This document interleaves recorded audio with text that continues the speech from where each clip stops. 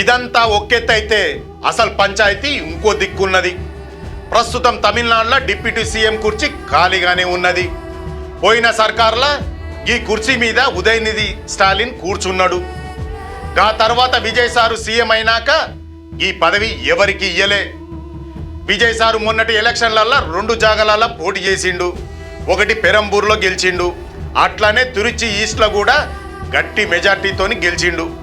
Rule ప్రకారం ఒకటే ఉంచుకోవాలి కదా.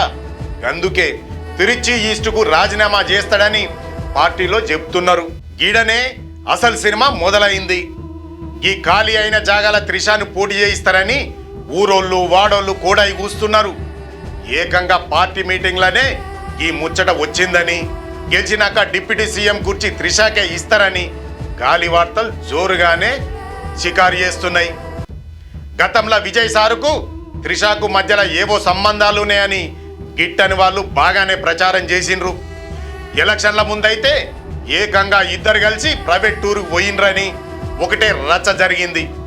ఎలక్షన్ నోటిఫికేషన్ రాగానే విజయ్ సారు భార్య సంగీతమ్మ కూడా తన మొగుడు సీనియర్ హీరోయిన్తోని తిరుగుతున్నాడని, విడాకులు కావాలని కోర్టుల కేసేసింది.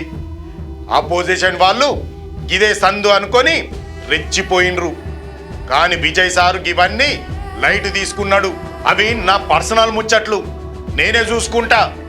పార్టీ గెలవడం ముఖ్యం, జనం సమస్యలు మనకు ముఖ్యం అని లీడర్లకు గట్టిగా చెప్పి ఈ లొల్లికి చెక్కు పెట్టిండు.